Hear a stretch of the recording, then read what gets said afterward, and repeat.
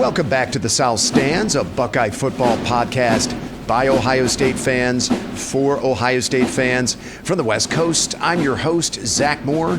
Today is Thursday, January 16th, 2025, and I'm very happy to be joined once again by fellow South Stands contributor, Paige Van Horn from Denver. PVH. My man. How's it going, buddy?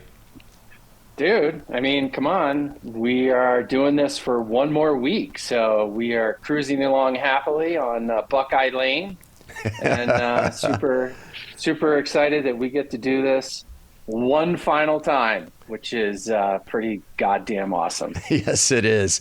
We are also joined by our man on the ground in Cleveland, Chad Plummer, CP. What's the word from the 216, my friend? The 216 word is it's snowing like a motherfucker, and I'm happy to be on this podcast with you guys in the national championship. I've got like goosebumps. I almost teared up when he said like our last podcast of the year, and look where we're at, baby. Look where we're at. Exactly where we said or where we thought we would be when we first started doing this back in August. And I'm just happy to be, baby. Good to be on here with you guys. Well said, CP. Well said. It was a long, winding road, a long journey, but here we are where we all thought, well, we all hoped we would be, talking about a berth in the national championship game for the Buckeyes. So, guys, we have two objectives today. First, we will look back at Ohio State's thrilling 28-14 CFP semifinal win over 5-seed Texas in the Cotton Bowl Classic last Friday. Now, I did a recap of that game on Saturday from Dallas, but our listeners have not heard your takes on that performance, guys, so I want to make sure they hear what you guys have to say about that amazing performance by the Buckeyes. Second, and more importantly, though, we will look ahead to the college football playoff national championship between the 8-seed Buckeyes and the 7-seed Notre Dame Fighting Irish on Monday in Atlanta. But first, let's have a quick look back at last Friday, guys. For the better part of 60 minutes, at Jerry's World, the Buckeyes and Longhorns exchange body blows, but two huge scoring plays by the Buckeyes at the end of each half were the difference in that game. Travion Henderson's 75-yard catch and run for a touchdown with 13 seconds to play in the second quarter was one of those plays, and Jack Sawyer's 83-yard fumble return for a touchdown on his strip sack of Quinn Ewers with 2:13 to play in the game was the other play. Will Howard was named the game's offensive MVP. Jack Sawyer, of course, was named the game's defensive MVP. PVH, I want to start with you. What did you see in that performance by the Buckeyes that stood out to you?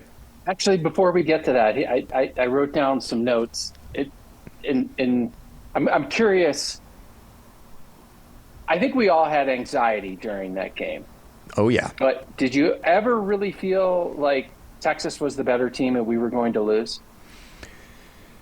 No, there were a couple of moments. Yeah, there were a couple of moments there. I think the one moment where I kind of felt the least confident about Ohio State's chances was when Quinshon Judkins got stopped on that third down, that 3rd and 1. And I had a little bit of a moment there where it looked like, oh boy, here we go again, right? Because that was, it looked like he was going to get it, but it was short-lived. It was short-lived. No, I mean, for the most part, Ohio State never trailed in the game. And I felt pretty confident. Yeah. How about you, CP? I don't know, man. I felt really good about that game. So generally you were. Yeah, I was confident, man. Like there's something like in that locker room right now that is just like it's unbelievable. It's magical, and that's what kind of got me through that. And we got to do it one more week, and I can't wait. And you, PVH? Yeah. Sorry. How about you? Yeah, no, I mean, I just didn't. So my experience was totally different, right? Because I was sitting in a sports book in Vegas at the Venetian. Which was, I don't know, almost good and bad, right? Like, there's just so much going on around you. Mm-hmm. I would say, like, I felt like, it was almost like 70% Texas people versus 30% Ohio people. And I mean, when I'm talking hundreds of people, there were freaking hundreds of people. Like, it was madness. Now, again, people are cheering just because they're gambling, but it was. I can't be beat. Yeah, you cannot be beat. But what is funny, I totally forgot about this. Is I wrote down some notes and I had looked at my Oregon pod notes, and I did say, is Jack Sawyer the most important person on this team moving forward? since he grabbed that flag at the Michigan game. Now, never in my wildest dreams, right? Or would anybody, and I'm saying like, would, but come on, man, like that guy turns out to be the difference maker. And I was talking more sort of metaphorically, I guess. But, but also his play has been outstanding. He's been a wrecking ball. So, looking back on the game, what worried me going into it was, I felt like a lot of people didn't have the appropriate amount of anxiety, myself included. And so the lack of anxiety was creating anxiety. And it will be interesting to see, as this 12-team playoff, plays out. But I'm actually really happy that, they had a tough game, that, they clearly didn't play their best game. Mm-hmm. I think it's going to be really hard for any team to, have a 4-game stretch, to go ahead and win a national championship. You're going to have to gut out a win, and that's exactly what they did. Yes. The penalties were effing brutal. I was literally sitting there in the Venetian after Texas scored their touchdown, and it wasn't going to be the worst text in the world, but I was texting that Travion, personal foul, whatever, sportsmanlike, foul, that play may cost them, and literally is like I'm texting it out. They throw the effing screen pass. Like, I swear it happened. I'm not making any of that up. So then I just sit there, I hit delete on the whole thing, and I sit my ass back down in my chair at the Venetian. So, but I asked that question, to you guys, because I was grinding. I think we were grinding, and, being in Vegas and you get excited, and the nervous drinking was way too much. And, but I never felt like, they were in deep trouble. I felt like, they were the better team. I wasn't 100% confident that they would win, but I was just like, it wasn't as bad as, maybe the anxiety of the Michigan game. Anyways, all in all, I think, they played a pretty mediocre game. And I think they played probably the second best team in the country, and they got it done. Mm-hmm. And the defense got it done. You and I, Zach, we talked about that. I think, our defense, as great as our offense is, our defense is somewhat being overshadowed. And those guys are gamers, right? You can't expect to shut a team like Texas out for 4 quarters. They got really good players. But, we made a couple, plays that, they couldn't make, and like they fumbled twice and the ball bounces right back to them. Yeah. I remember I remember saying that to Mike, my friend that I went to the game with, like, what's it going to take for us to get a turnover here? Right. I mean, because there was the strip on the punt return, and then there was the strip sack, Sonny Styles of Quinn Ewers. And in both cases, the ball bounced right to a Texas player. And I was like, man, when are we going to get one of these bounces to go our way? And eventually we got one to go our way big time. Anyway, sorry, PBH, go ahead. But no. And sort of that's my last point, right? So the football got right. You're not going to get 3 of those to bounce right back into your hands. Mm-hmm. Sure enough, the third one bounces right into Soros. We usually never get one, so the fact that we had one was fucking fantastic. Yeah. So, but my last thing, thought is like I'm super bullish on the fact that wasn't a cakewalk. Yeah. And they did not play their best game by any stretch of the imagination. Mostly on offense. And so I like that going into the game on Monday night. It feels like they gained something in the way that they gutted that game out. I agree with you. It's nice to have that performance under their belt. And now I think they can move forward feeling confident about winning in a number of different ways. So I agree with you there, PBH. CP, let me kick this over to you. What did you see from that performance that stood out to you? Well, it's something that I've kind of harped upon like this entire season, is the fact that like our third down conversion is shit. You know what I mean? Like we were 3 for 10 on third down conversions in that game. And if we're grading up in the 50s in college football, like in third down conversion. And, that to me was, and there was just sloppy, it was penalties, like Paige alluded to, like it just some mental mistakes. But, I never, I was confident, like I said, I mentioned earlier, that we have the better team. Okay. And I feel like that there's something going on in that locker room right now that is I haven't seen at Ohio State in quite some time. Yes, I think I would agree. Yeah. And after reading, which was fantastic, Paige, you had sent that out. I had read it prior, but that Jack Sawyer tribute about the meeting that happened after the Michigan game. And, it was just I think they just something was like, hey guys, we need to do what we came back here to do. Mm-hmm. So I wasn't my confidence level, we had the better team. You see the penalties and that sloppy shit like that. Yeah, you're kind of thinking, oh, come on, let's not go here, man. We need this shit. But they got it together when they made when plays were needed to be made. They made them. One thing I do want for Monday night though is the third down conversion shit. That's gotta. You know what I mean? That's not good. That's a good point. 10. That's a good point, CP. So, I just looked it up. Ohio State is 57th nationally in third down conversion percentage. Oh, yeah, that's awful, man. Yeah, relative to the talent that we have and Chip Kelly calling the plays, we should be better on third down. I got a couple of observations from the game that I didn't mention in the post-game recap that I did on Saturday. I want to mention here. And PVH, you already mentioned it. And that was the impact of the penalties by the Ohio State offense in the first half. They ended up having, on the rewatch, they had a much bigger impact on this game than I realized in the moment. I mean, after Ohio State's first scoring drive, the Buckeyes were forced to punt on 4 straight possessions. And 3 of those punts were the result of Ohio State penalties that put the offense in unmanageable third and long situations. I mean, without those penalties, guys, we could be talking about a very different game.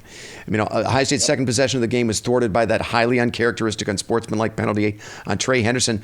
The Buckeyes were deep. Well, I wouldn't say deep, but they were well on Texas' side of the field when that happened. I think that 38-yard line that put Ohio State in a 3rd and 26 that they couldn't dig out of, and they were forced to punt on that possession. On their next possession, a holding penalty on Emeka Egbuka put the Buckeyes in a 2nd and 20, and that led to another punt ultimately. On their next possession after that, Josh Fryer was penalized twice, once for holding and another for false start. That put the Ohio State offense in an untenable 3rd and 18 situation. The Buckeyes had to punt again. On the night, Ohio State was flagged 9 times for 75 yards. And as we think about Notre Dame's very narrow path to victory on Monday night, we'll get to that in a second, a preponderance of Buckeye penalties would almost certainly be involved, right? So the other thing that I missed in my recap, and I want to shout it out here, was how well Jordan Hancock played in this game. And I sent you guys a couple things over text about this, including a little video clip. He was awesome. Jim Knowles used Hancock all over the field. He played 20 snaps at free safety, 11 in the box, and 32 in the slot. He finished with 6 tackles, 1 pass breakup. He only allowed 2 catches on 6 targets for 9 yards. He finished with team-high PFF grades both for tackling and coverage. And it's Hancock's versatility, guys, that has allowed Caleb Downs to play closer to the line of scrimmage this postseason, which has been huge because that has allowed Downs to be involved in a lot more plays than he was during the regular season. But it's not like Hancock isn't making plays of his own, right? I mean, he was very impactful against Texas, so I just want to shout that out. That's something that I missed in my recap.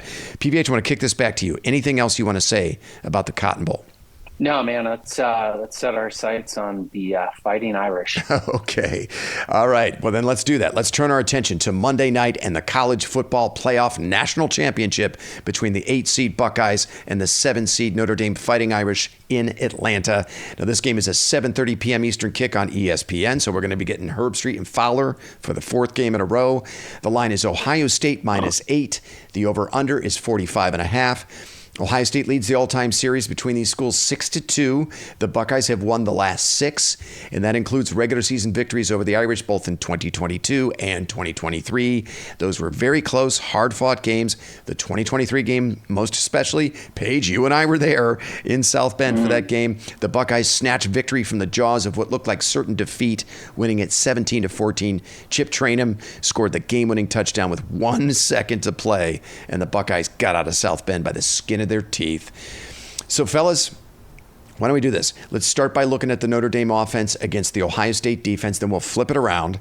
Notre Dame comes into this game 52nd nationally in total offense. They're 22nd in offensive yards per play. They're 6th in scoring offense. They average 37 points per game. The Irish are 14th nationally in rushing offense. They average 211 yards per game. That's what they do best, is run the football. They're tied for 32nd in scrimmage plays of 40-plus yards with 16, and 11 of those have come on the ground. And those 11 rushing plays of 40-plus yards tie them for 4th nationally. So, guys, their run game has serious explosive potential. Now, they have 4 players, Jeremiah Love, Jadarian Price, Aeneas Williams, and Riley Leonard, that all have at least one rush of 50-plus yards this season. Now, the one weakness of this Notre Dame offense, guys, and it's a big one, is throwing the football. The Irish rank 102nd nationally in passing offense, averaging 194 yards passing per laughable game. So that is a serious weakness there. Now, the Irish offense is led by, of course, senior quarterback Riley Leonard, the Duke transfer. Leonard comes into this game completing 66.4% of his passes at 7 yards per attempt. He's thrown for just over 2,600 yards, 19 touchdowns, and 8 picks. He's been sacked 18 times this season. Now, just for reference, Will Howard only has 30 more pass attempts than Riley this season, but he's thrown for 1,173 more yards, and he has 14 more touchdown passes than Leonard. So I think that's a real stark contrast to the two passing offenses in this matchup. Now, what makes Leonard so dangerous, though, guys, is what he can do with his legs. Before sack yardage, Leonard has rushed for 964 yards this season at 6.5 yards per carry, and he has 16 rushing touchdowns. Just for reference, that is more rushing yards, a higher per carry average, and more rushing touchdowns than Quinshon Judkins. So Notre Dame has the statistical equivalent of a highly productive future NFL running back playing quarterback for them. Now, after Leonard, the second most important cog in this Notre Dame offense is sophomore running back Jeremiah Love. Love comes into this game averaging 7.1 yards per carry with just over 1,100 yards rushing and 17 rushing touchdowns. He's also been a pretty productive receiver out of the backfield with 26 receptions for 232 receiving yards. Love is their highest graded offensive player according to PFF with an overall grade of 91.6. However, he's been nursing an ankle injury this postseason that has really limited his effectiveness during the playoffs. Only 11 carries for 46 yards for Love against Penn State and 19 yards on 6 carries against Georgia. And in Notre Dame's first-round win over Indiana, Love finished with 108 rushing yards on 8 carries, but he got 98 of that on 1 carry. Otherwise, the Hoosiers held Love to 1.4 yards per carry in that game. So something to think about as we think about this Notre Dame rushing attack. The Irish also have a very good second back. His name's Jadarian Price. He comes into this game with 733 yards rushing at 6.3 yards per carry and 7 rushing touchdowns. Leonard, Love, and Price make for a pretty formidable three-headed rushing attack, but they'll be facing the best Ohio State rush defense of the Ryan Day and Urban Meyers combined, guys. Ohio State is allowing just under 90 yards rushing per game, which ranks 3rd nationally, and the Silver Bullets are only allowing 2.68 yards per carry, which is 2nd nationally, only to Ole Miss. Finally, the Irish, not very dynamic at receiver. Jaden Greathouse is probably their best receiver. He leads them in receiving yards with 464. Tight end Mitchell Evans leads them in receptions with 39, and Evans is tied with receiver Bo Collins for the team lead in touchdown catches with only 3. And one last thing I'll mention here, the Notre Dame offensive line, like Ohio State's, pretty patchwork. They've dealt with a lot of injuries this season, only in their case, some of the injuries have been much more recent. Starting left tackle Anthony Knapp is not going to play. He got injured. And starting right guard Rocco Spindler, he was also injured. Both those players were injured against Penn State. Spindler's expected to play. However, we'll see how effective he'll actually be. CP, I'm going to kick this over to you. What are you going to be watching when Notre Dame has the ball against the Buckeye defense? All right, well, our front 7, we get the edge there. I mean, I would agree. As far as like that goes. So, like, I feel like the pressure they're going to put on Ryan Leonard, I mean, I feel like they're going to have limited, it's going to take defensive turnovers for them, as far as, worry about their offense. I am not worried about their offense against this defense whatsoever. Okay. PVH, how about you? What are you going to be watching when Notre Dame has the ball against the Buckeye defense? I went back and looked at our text thread when Notre Dame was playing Penn State. I think I sent it once or twice, maybe 3 times. I felt like I was watching a JV game. Maslin McKinley has more creative offense. than both those teams, dude.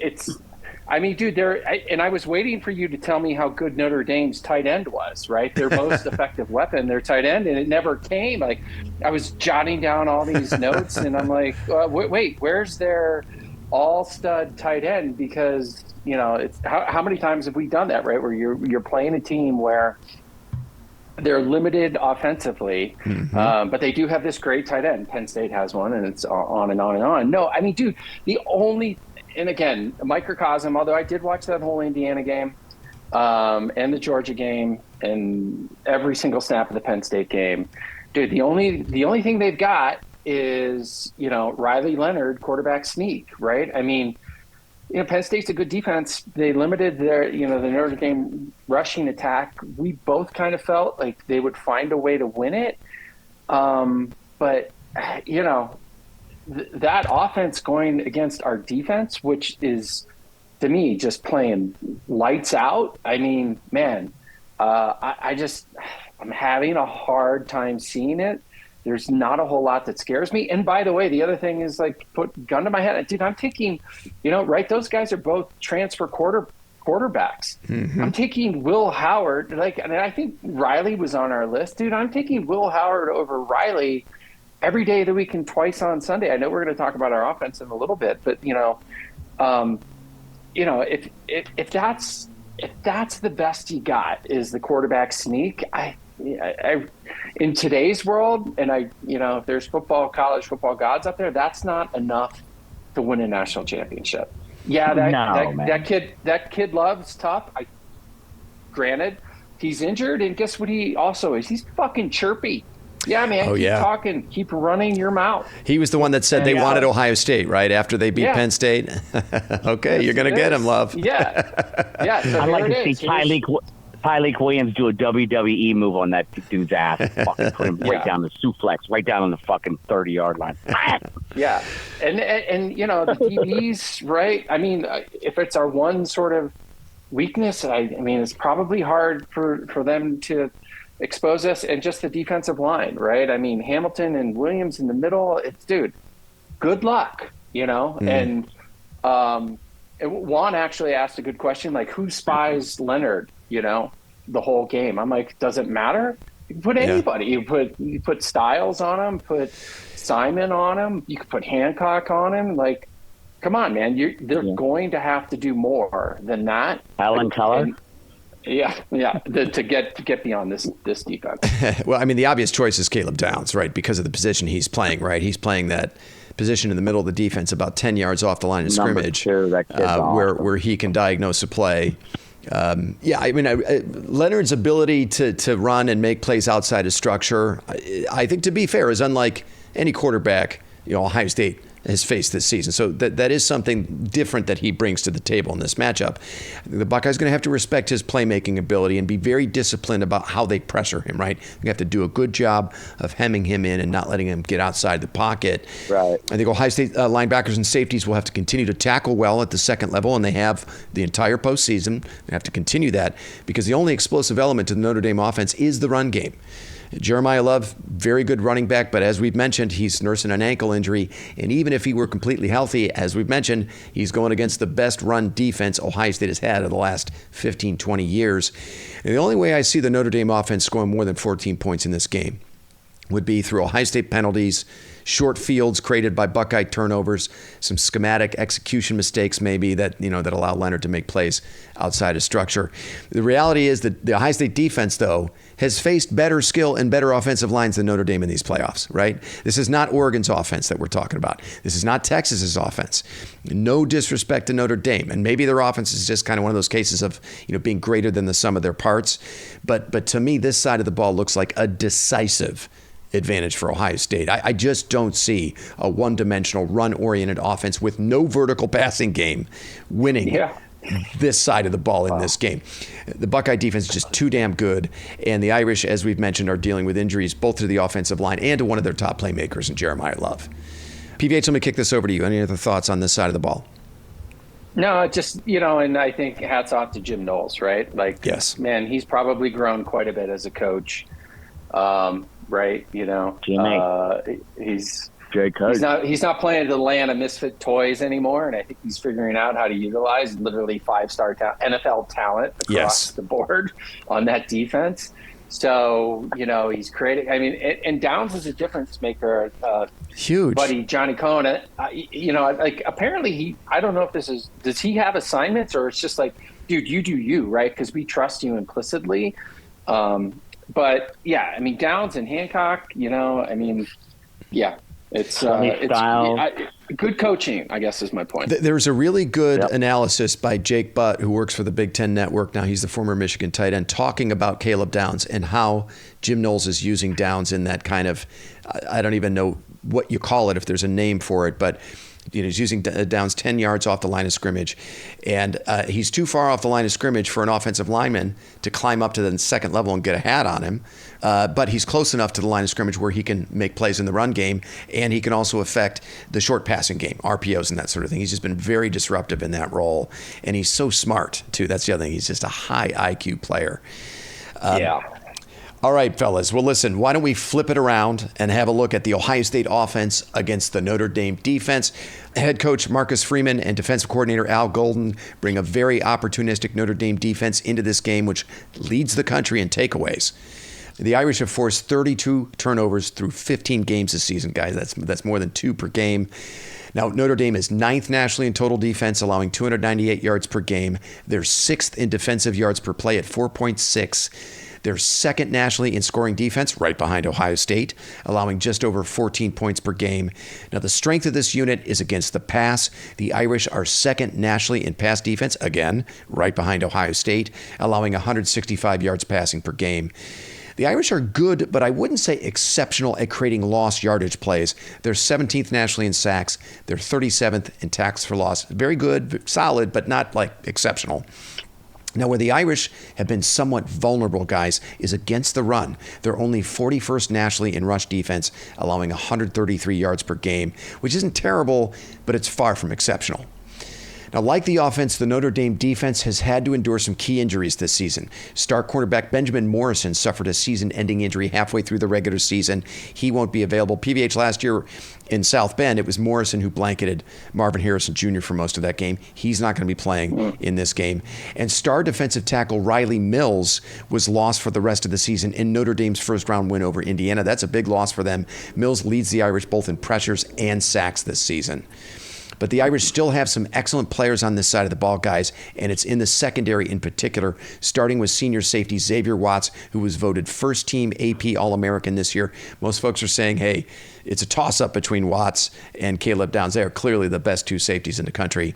Now, Watts leads the Irish in INTs with 6, and he's 2nd on the team in tackles. Freshman cornerback Leonard Moore is another player to watch. Moore is their highest graded defender according to PFF with an overall grade of 88.9. Moore leads the Irish in PBUs with 10. Linebacker Jack Kaiser is another player to watch. Kaiser is their leading tackler and holds a PFF tackling grade of 90.8, which leads the team.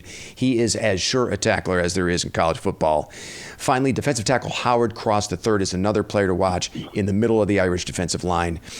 If the names of Watts, Kaiser, and Cross sound familiar, it's because all 3 were on the field against Ohio State in last season's game in South Bend, and Kaiser and Cross were on the field against the Buckeyes back in 2022 when they played in Columbus. Those 3 have played a lot of football for the Irish guys, and they know the Buckeyes well.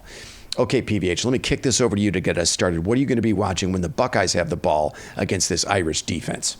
To me, it's simple. It's play calling, right? I mean, their clear strength is, against the pass, right? And when you said, they're pretty mediocre against the run, the only way I see them winning this game is that they bait us into just trying to play smash mouth football, just like Michigan does, even though they don't have anywhere near, the guys on the defensive line that Michigan does, and that we're afraid to pass the ball. I get those guys are good. Watts, Moore, Cross, and Kaiser, they're good.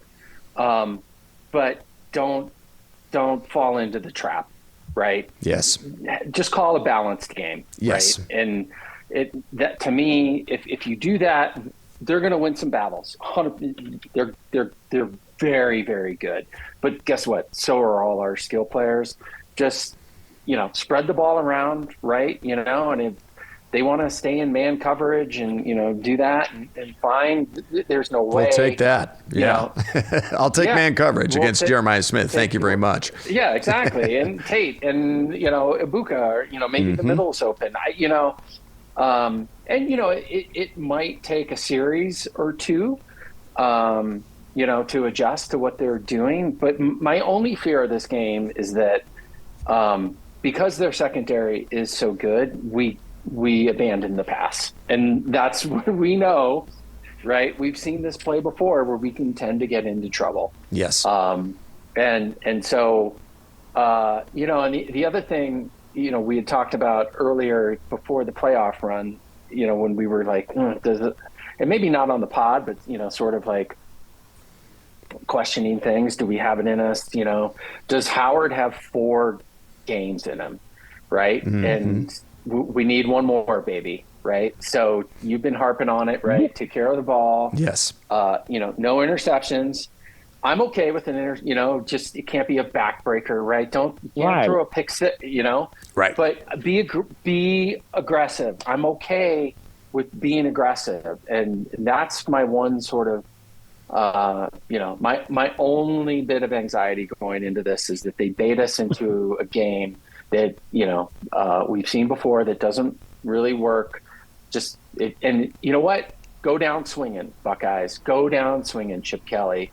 Go down swinging, and if they're good enough on in their secondary to stop us and win this game and score enough points, then you deserve to win. I got to see it first. I like that. It's a good call out. Yeah, Joel Klatt was talking a lot about that today, PBH, about Ohio State not falling for this fist fight in a phone booth that Notre Dame is going to want to try and draw them into, like Michigan did, like Nebraska did. All right, CP, let me kick this to you. What were you going to be watching when the Buckeyes have the ball against the Irish defense? I think we need to get out early and get out quick and make the plays to our playmakers. Yeah. I mean, let's go let's not overthink this like we did the Michigan game. Let's not overthink it and everything's going to be fine. You know what I mean? Let's go in there and take care of business. And before you go, Zach, sure. I need to give you props because you called it out against Texas, right? Tate having a big game, right? Yeah. So if you're gonna key on Smith, you're gonna take something away. There's a lot of other weapons, and you were the one that said, "Hey, I can see Tate having a big game," and guess what he did, right? So he did. 100%. So you go. Yeah, I'll start with the obvious. PBH, you've already referenced it. Will Howard's got to take great care of the football, as he's done throughout these playoffs against a very opportunistic Notre Dame defense that leads the country in takeaways and penalties, guys. The Buckeyes have been one of the least penalized teams in the country this season. They need to get back to playing mistake-free football in that regard, and I believe they will. I think the performance against Texas was an outlier when it came to penalties. This is going to sound like I'm talking about basketball, and we've kind of already talked about it. The offense still has to run through Jeremiah Smith and Emeka Egbuka, right? The approach has to start with getting the ball early and often to those two, Jeremiah Smith most especially, right? Chip Kelly can't settle for, they just took him away. What can we do? I'll throw my hands up. No, scheme him open. Find creative ways to get him the ball, right? As they did against Oregon and Tennessee, and I think they will. And then don't forget about Carnell Tate, as we've already mentioned. You've got 3 Ferraris out there. The offense has to run through them, so to speak. But quality offenses have been able to exploit the Irish on the ground this season, guys. We just watched Penn State, without the threat of a vertical passing game, run for over 200 yards on Notre Dame in the semifinals. The Penn State averaged about 5 yards a pop in the run game. USC ran for 197 yards on the Irish in their season finale. The Trojans ran for 7 yards a carry in that game. And actually, guys, that USC game stands out to me because I think the Trojans are the only team Notre Dame saw this year that had the offensive skill talent that approximates Ohio State. And by the way, USC put up 557 yards of total offense in that game. So that stood out to me when I looked at Notre Dame's schedule this year. Guys, Trevion Henderson is averaging 9 yards a carry in the playoffs. 9 yards. And Quinshon Judkins has also run the ball very well in the postseason. He's averaging just over 4 yards a carry, which is pretty good considering the level of defenses the Buckeyes have seen in the playoffs. And Judkins usually gets the running assignments against heavier boxes in short yardage situations and that sort of thing. I think that affects his per carry average. Henderson only got 7 touches against Texas. 7. So I think we're going to see Henderson's touches more than double in this game. He's just too good. He's too explosive. Now, I'm not saying the approach here is to try to ram it down Notre Dame's throat in the run game. That's not what I'm saying. But Paige, you referenced this. I think there's an opportunity in this game for a more balanced attack from the Ohio State offense. I don't know that Ohio State has to actually really force the issue throwing the ball downfield if Notre Dame, with a very good secondary, is able to take some things away. I think there's going to be some things there in the run game. And CP, you made reference to that. And I also mentioned this. Joel Klatt said today, Notre Dame's going to beg Ohio State to run the ball, right? That would be a huge win for Notre Dame. And I'm wondering, would it be? Because I don't see Mason Graham and Kenneth Grant in the middle of that defensive line. And the player, the player the Irish have that's the closest approximation to those two players is Riley Mills. He's out. He's not going to play in this game. So I'm not sure the Irish can control the line of scrimmage like Graham and Grant did when we played Michigan, or maybe like Nebraska did when we played them, or even the way Texas did. And Michigan and Nebraska are both top 10 rush defenses, guys. Notre Dame is 41st nationally against the run. So I'm looking for Trey Henderson and Quinshon Judkins to have a bigger impact on this game than maybe most people are expecting. Well, if it's there, then yeah. But if it's not, you're right. I mean, don't get baited into it. Exactly. And if depending on, if they're going to stack the box and have 8 guys in there and, we're going to go man coverage, then that's going to be, probably up to Howard to make those correct reads, right? And scheme out of things or make but I agree with you, because clearly the strength of this defense is their secondary. If the run game is there, then just run the ball down their throat. And however we get there, I don't give a shit. Just get there. And if it takes, Ibuka and Tate and Smith, to have the pass game open up the run game, fine. I mean, and again, as you were kind of going on, I looked it up earlier. I'm looking at it. It's like, that is not murderer's row of a schedule that Notre Dame played. So no, keep talking. You have some lottie stats on the defensive side. You haven't quite maybe seen this yet. Is where I'll leave it. Yeah, I think that's right. And again, they're still gonna have to throw to set up the run. That's the formula for this team to run effectively. But I think when they do have their opportunities, there could be some real room to run, especially for TreVeyon Henderson, who has run it well against everybody they've seen in the postseason. He's averaging 9 yards a carry. He's got to get more touches. CP, let me kick this back to you. Any other thoughts on this side of the ball?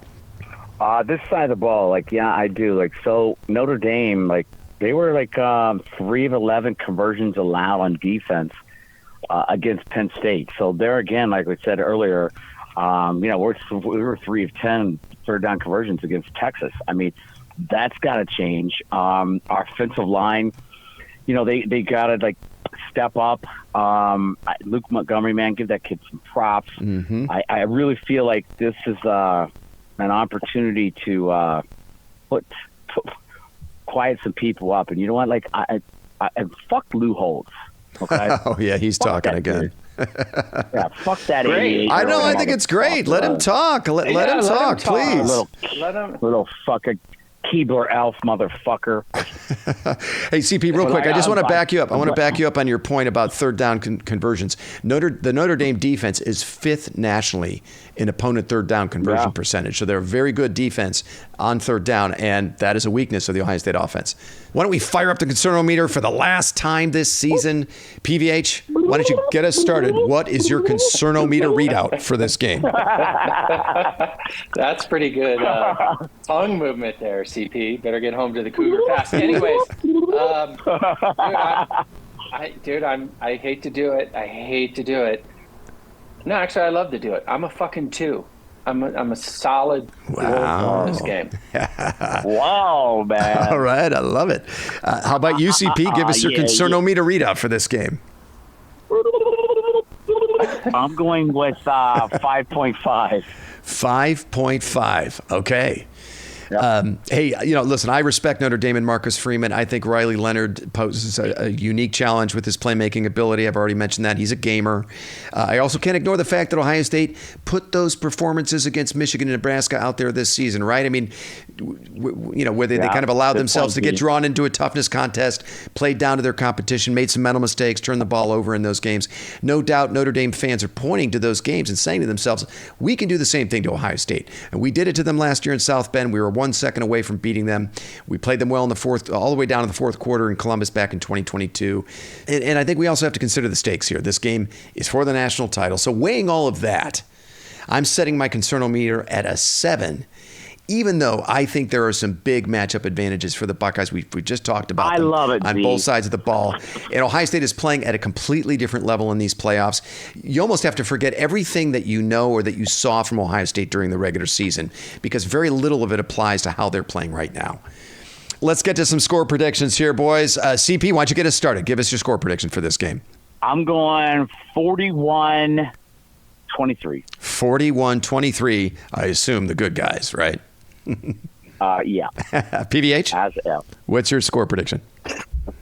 Yeah. So I'm the exact opposite of where I was against Texas, right? Like the anxiety factor, only because the stakes are so high. But I just, and even against Michigan, sometimes we get into these circumstances, and you just brought it up, Zach, but I don't think they're going to fall into the same trap twice.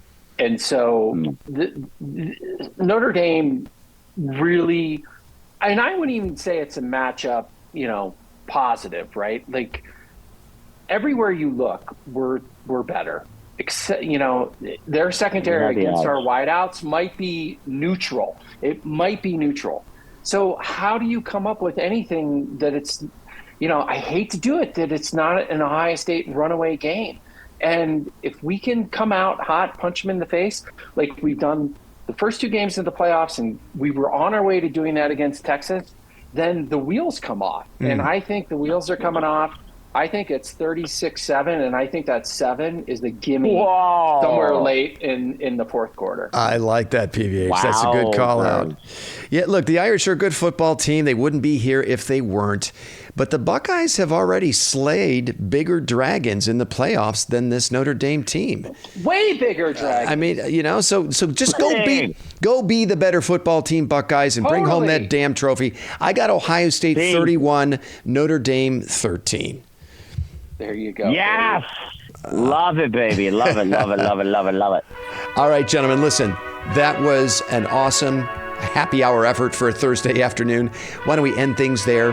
For our listeners, check your feeds for a recap of the national championship game at some point early next week. Could be Tuesday or Wednesday. Until then, thanks so much for listening, and go Bucks. You've been listening to The South Stands, a Buckeye football podcast. Follow us on X at South_Stands.